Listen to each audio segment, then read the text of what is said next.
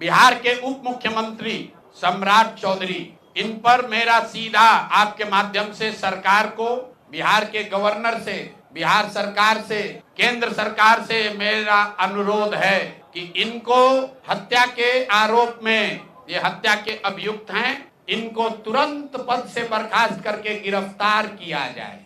क्यों किया जाए ये समझिए।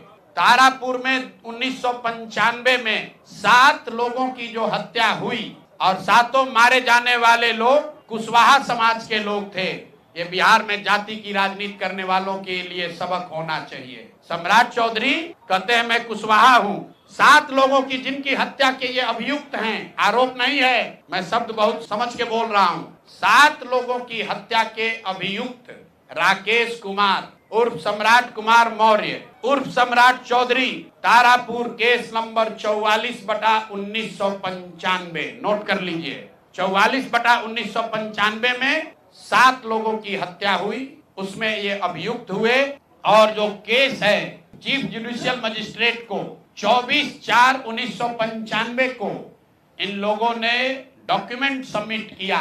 बिहार विद्यालय परीक्षा समिति का एक एडमिट कार्ड सबमिट किया जिसमें बताया गया कि KNVMH ये स्कूल का नाम है, कुमार सर एक स्कूल का नाम है जहां से ये एडमिट कार्ड इशू हुआ है। सम्राट चंद्र मौर्य, पिता का नाम Shakuni Chaudhary, date of birth 1/5/81, result fail, number आया 268, कैटेगरी प्राइवेट। ये सुप्रीम कोर्ट का डॉक्यूमेंट है जो सम्राट चौधरी ने जमा किया है, जिसमें ये बताया है कि इनका डेट ऑफ बर्थ 81 है, उसके हिसाब से 95 में चीफ जुडिशियल मजिस्ट्रेट ने नाबालिग होने के नाम पर इनको वहां से राहत दी।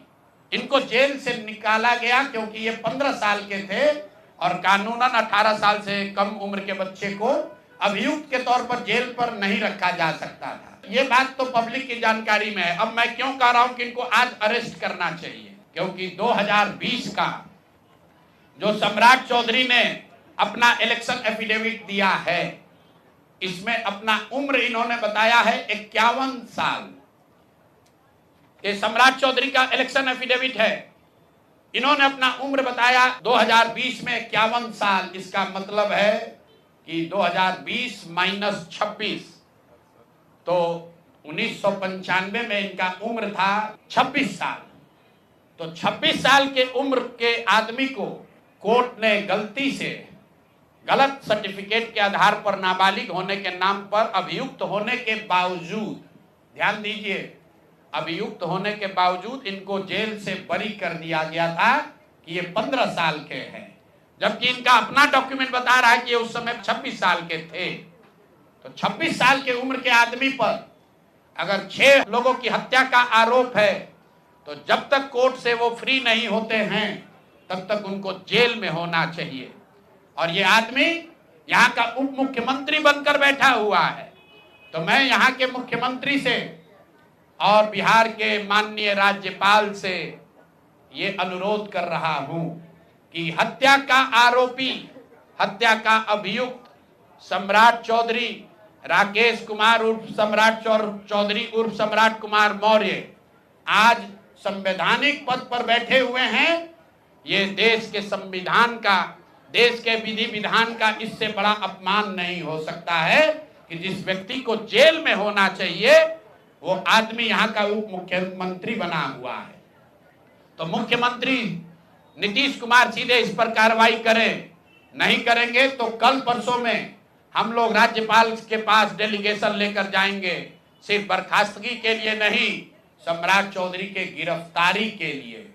पूरा समझिए, मैं कैमरे पर कह रहा हूं, सम्राट चौधरी हत्या के अभियुक्त है, जेल से फर्जी डॉक्यूमेंट निकाल कर बाहर निकले हैं। या तो इनको बर्खास्त करके गिरफ्तार कीजिए और नहीं तो देश में जितने लोग हत्या किए हैं उनको भी जेल से छोड़ दीजिए। ये हालात है, ये डॉक्यूमेंट है आपके सामने। ये सम्राट चौधरी का इलेक्शन एफिडेविट है जिसमें 2020 में उन्होंने अपने आप को 51 साल का बताया है। उसके मुताबिक 1995 में वो 26 साल के थे और कोर्ट में इस आधार पर इनको बरी किया गया है कि ये 15 साल के बालक हैं। तो ये बता दें कि ये हत्या के आरोपी हैं, इन्होंने जो सर्टिफिकेट दिया है वो ठीक है कि नहीं है। बाकी ये भाई साहब जो घोटाला किए हैं अपने डिग्री उग्री में, तो बहुत छोटी बात है। सम्राट चौधरी जो हत्या के अभियुक्त है, 6 हत्या के अभियुक्त हैं, उनको गिरफ्तार कीजिए, और नहीं तो बिहार में जितने लोग अभियुक्त जिनको बनाया गया उनको सबको छोड़िए। इस देश में अलग अलग कानून नहीं हो सकता है। और ये गृह मंत्री के साथ घूम रहे हैं। मोदी जी को हम लोग कल पत्र लिखेंगे कि आपके पार्टी का नेता, जितने लोग भाजपा के समर्थक हैं, भाजपा के जितने लोग नेता हैं, कार्यकर्ता हैं, वोटर हैं, आपके जरिए से सबको बता रहा हूं, मेरे भाई एक बार अपने दिल पर हाथ रखकर सोचो। जिस व्यक्ति पर 6 लोगों की हत्या का आरोप है, जो व्यक्ति 6 लोगों की हत्या का अभियुक्त है, उसको तुम अपना नेता बनाकर बिहार का उप मुख्यमंत्री बनाए हो, और तुम अपराध की बात करते हो, तुम जंगल राज की बात करते हो। तो सम्राट चौधरी को अभी के अभी पद से इस्तीफा देकर पुलिस को अरेस्ट करना चाहिए, और अगर पुलिस अरेस्ट नहीं करती है तो हम लोग कोर्ट में मूव करेंगे, कोर्ट के संज्ञान में बात को लाएंगे कि साहब ये बताइए कि कैसे आपने इनको बेल दिया है, कैसे इनको आप समाज में बाहर रहने की अनुमति दे रहे हैं। और सम्राट चौधरी की अंतिम बात, इनके अपराध की गाथा की, सिर्फ हत्या के अभियुक्त नहीं है।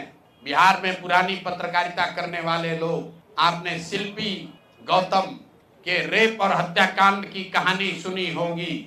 आपने सुना होगा कि लालू जी के जंगल राज का जब चरम सीमा था, जितनी यहाँ माताएं बहनें हैं, जो पढ़े लिखे लोग, समझदार लोग हैं, स्वच्छ छवि वाले बिहार में रहने वाले लोग हैं, याद कर लीजिए शिल्पी गौतम रेप और मर्डर केस, जिसमें एक डॉक्टर के लड़के को और शिल्पी गौतम के साथ ऐसा आरोप लगा था कि उनके साथ सामूहिक बलात्कार और उसके बाद उनकी हत्या कर दी गई थी।